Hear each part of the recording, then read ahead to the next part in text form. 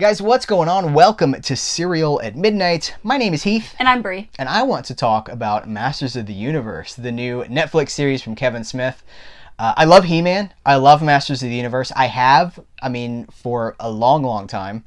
It's like my birthday a couple of years ago. Mm-hmm. You and Minnie Midnight made me a He-Man cake from the old Wilton cake pan. Mm-hmm. I live this stuff. I love these characters.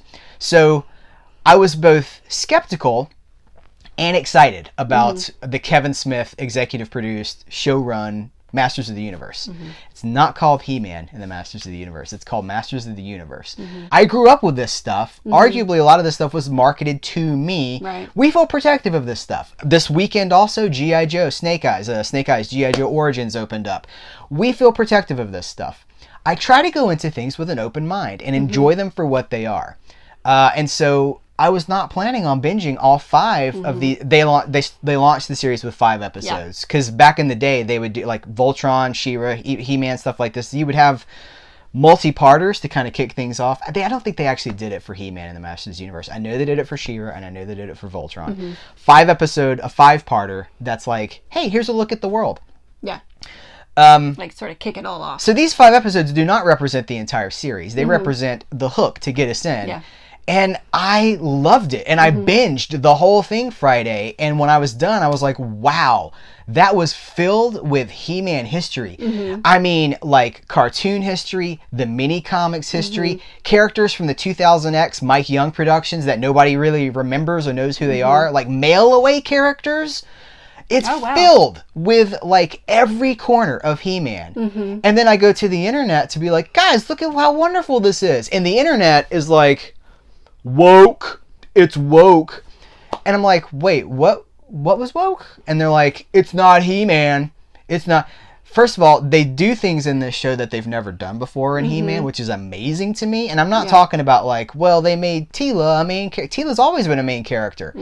But they start the series with something He-Man fans have never seen before. And then 5 episodes later, they resolve this 5-episode story arc and they end it with something we've never seen before. And it's just like, oh my, like if you love He-Man, I don't understand how you don't love this show. And yet, fans are review bombing this show. And I don't understand, I don't even know where to start with this because Kevin Smith literally created this as a letter to the fans, as a love letter to the fans. And the fans are like, nope, I don't think so. They're also saying that it's like a girl power thing, which it's not. There's 4 female characters in it. Now here's the second episode is mostly female driven, which is great. It's awesome. Like, who cares? They're giving a lot of female characters. If it is good. Teela was always an awesome character. Evelyn was always an awesome character. But people are like, well, they should call it like it's the feminist agenda show. Which, if it was, that's a conversation. It's not. First of all, He-Man in every single episode. And we find out so much more. They're digging into backstories. It's a total sausage fest, too. I mean, yeah, Teela and her friends are there, but we've also got Man-at-Arms, we've got Orko, we've got Beastman, Merman, Mossman, a lot of mans, Roboto,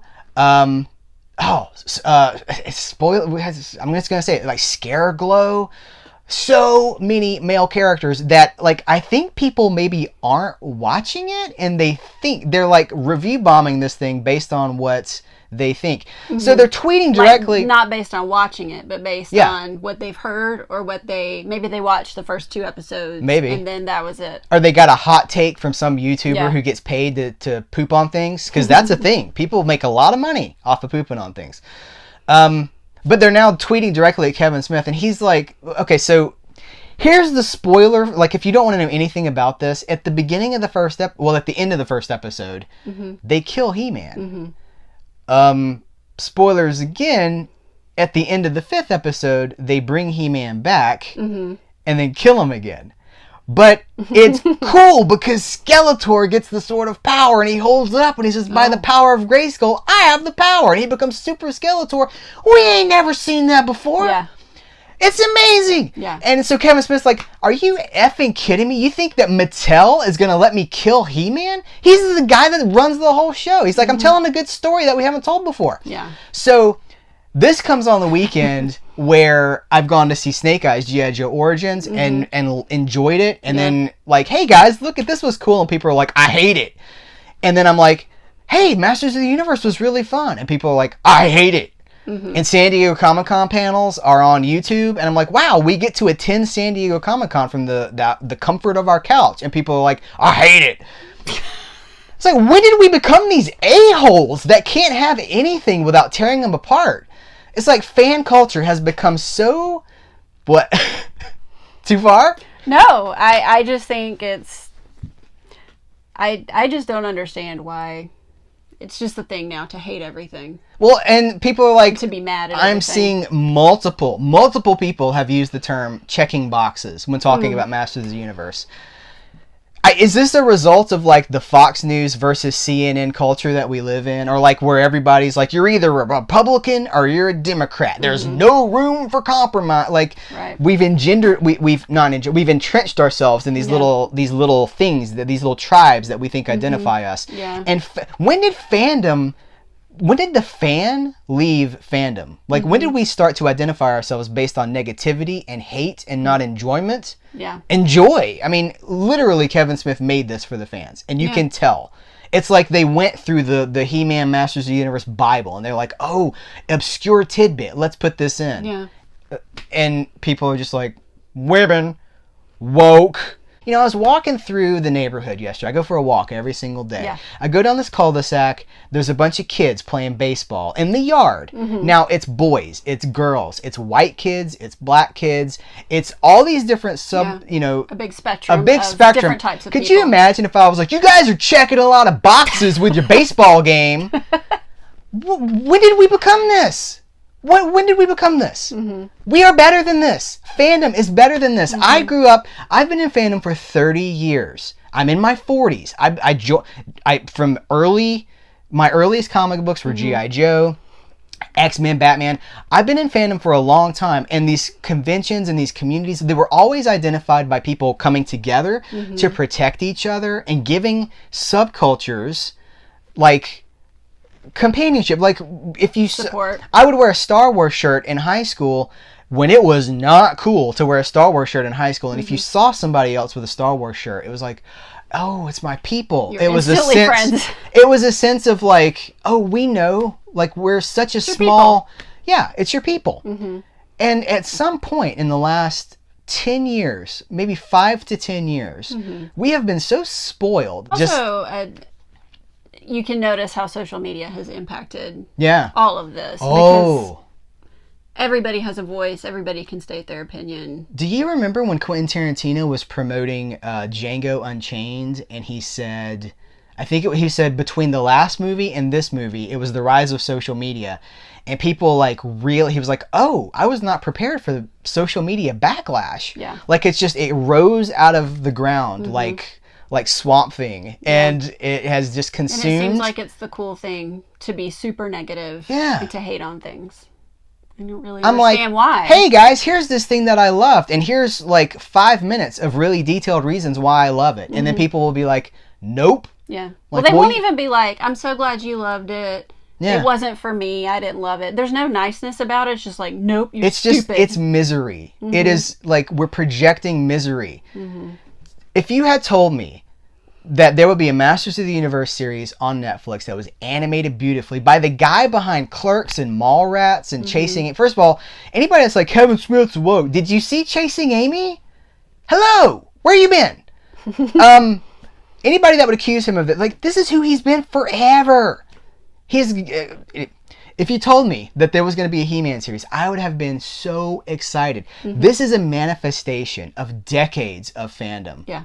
And there's this weird backlash from people, and I don't understand. So I don't know how to end this. It makes me tremendously sad. It also makes me clearly very angry because you do not speak for me, trolls. The people that say nope, the people that want to bombard Kevin. I've been here since the beginning, and you do not speak for me.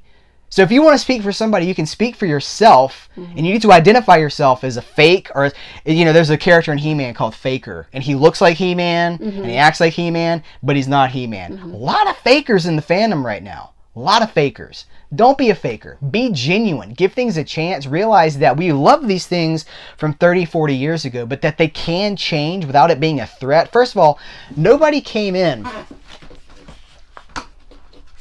and took these off my shelf and burned them and set them on fire. This still exists. Yeah. But what we've got is so much deeper than this. Like backstories of these characters that are amazing. We know Orko's name, and it's wonderful. Yeah. So we got to be better than this, man. So I would love... Well, and I would also say, just try to watch things for yourself. Yes. Come up with your own opinion. And try to have actual conversations about them. Everybody just wants to get their opinion out there, and they don't want to talk about it. They just want to be like, I'm right, and this is how it is. But, like, no one seems to be open to having actual dialogue about, well, what did you really like or not like about it? And women is not a reason to not like it. No, and a diverse character, like a character with a different color of skin is also... Was Clamp Champ and Jitsu back in the old days, were they diversity characters? No, we didn't think of them that way. We didn't think of Ripley as being like a woke... aliens all woke now. No, it's not. It's just cool. And like Sarah Connor is the biggest butt kicker on cinema screens for forever. Yeah. I didn't go to see Terminator 2 and be like, no, really agenda. Pushing an agenda with this one. But because why can't we just have a diverse group of characters who represent everybody and who can be strong? Well, and that's what Masters of the Universe, the Netflix series, does, and it pulls all those characters out of pre-existing Masters of the Universe continuity. It's not... There's one character from the comics that they've brought in, and it was a white character in the comics. She was in like one issue. They've made her a black character and made her a main character. Yeah. Okay. Whoa! And then they've King Grayskull from the Mike Young Productions. They've made him a black character too. He's voiced by I think it's Dennis Haysbert from 24 and the Allstate. Oh my gosh, Scareglow is voiced by Tony Todd. Candyman is Scareglow. It's freaking awesome! What's wrong? What's the matter? Okay, so here's where we're going to leave it. If you want more of maybe a calmer version of this, if you're going to be in the Atlanta area for Atlanta Comic Con in early August, I will be co-hosting a panel about the title of the panel is adapting to the changes in the fan community, I think is what we call it. Which exactly fits. Which is what this is. Adapting to the changes, which some people are not adapting to the changes, and they're just like, I want what I loved when I was 8 years old, and I want it to look exactly the same. I mean, it's been 40 years. Yeah. Things can look different and still be respectful to what we love. Guys, this is going to get a lot of... Hopefully this gets a lot of conversations started. I will say this, no profanity in the comments, no trolling others who have a different opinion than you. You can talk, express yourself. I'm going to say in the comments, you do you. Represent yourself. Don't represent a news outlet or, we are fans, and we need to get back to taking care of one another and to loving what we love.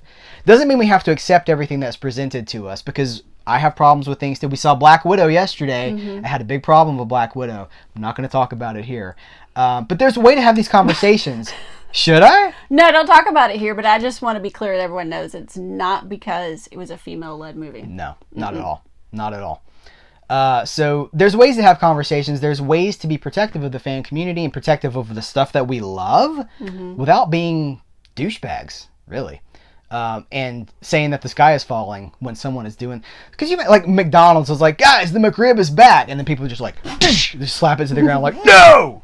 I like the McRib. I want the McRib. Guys, this is wow. This is a big one. This came out of nowhere. What do you think about Masters of the Universe? What do you think about this conversation? I hope you have something to add to the conversation instead of just...